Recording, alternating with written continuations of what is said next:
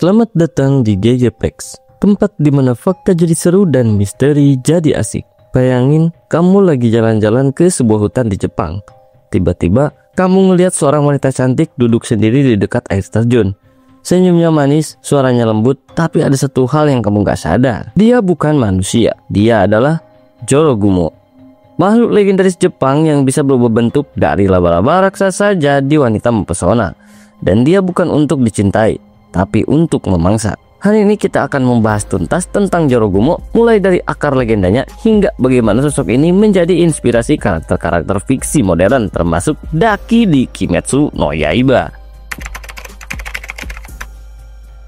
Nama Jorogumo secara harfiah berarti laba-laba pelacur, atau bisa juga diartikan sebagai laba-laba yang menarik korban. Dalam cerita rakyat Jepang, Jorogumo adalah sejenis yokai, makhluk supranatural yang bisa menyamar sebagai wanita cantik untuk menarik perhatian laki-laki, lalu membunuh dan memangsa mereka. Jorogumo biasanya digambarkan hidup di tempat-tempat terpencil seperti gunung atau air terjun. Salah satu tempat paling terkenal yang dikaitkan dengan legenda ini adalah air terjun Joren di wilayah Izu, Jepang. Bahkan sampai sekarang banyak yang menghindari tempat itu karena takut bertemu makhluk ini. Legenda Jorogumo pertama kali muncul di zaman Edo. Salah satu kisah terkenal adalah tentang seorang samurai yang sering mengunjungi air terjun Joren, lalu bertemu wanita cantik misterius. Mereka jatuh cinta, tapi setiap kali pria itu pulang, tubuhnya melemah. Suatu hari, sang samurai sadar kalau wanita itu tidak punya bayangan di bawah sinar matahari. Curiga, dia meminta bantuan pendeta. Ketika mereka kembali, wanita itu berubah wujud menjadi laba-laba raksasa dan menghilang ke dalam hutan. Samurai itu selamat, tapi tubuhnya tidak pernah pulih sepenuhnya. Cerita ini jadi peringatan tentang keindahan yang menipu. Banyak versi legenda yang beredar, tapi benang merahnya tetap sama. Wanita cantik, manipulatif, dan berujung pada kematian tragis korban. Di balik ceritanya yang menyeramkan, Jorogumo punya makna simbolik. Ia sering dianggap sebagai metafora dari godaan duniawi dan bahaya nafsu yang tak terkendali.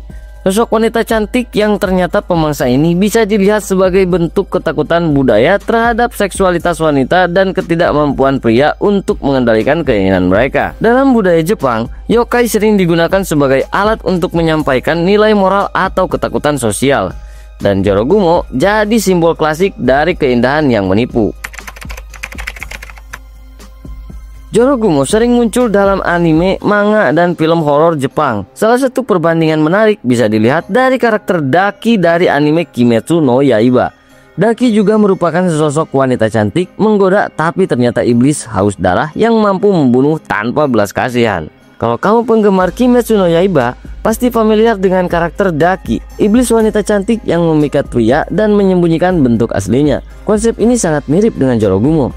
Daki juga menggunakan kecantikan untuk memanipulasi korban sebelum menghabisinya. Bahkan di salah satu episode, Daki menyimpan tubuh korban di balik kain obi-nya, layaknya sarang laba-laba. Perbandingan ini menunjukkan betapa kuatnya pengaruh legenda Jorogumo dalam budaya populer Jepang, bahkan hingga ke anime modern. Legendarisnya, Jorogumo bukan cuma soal horor atau kisah mengerikan.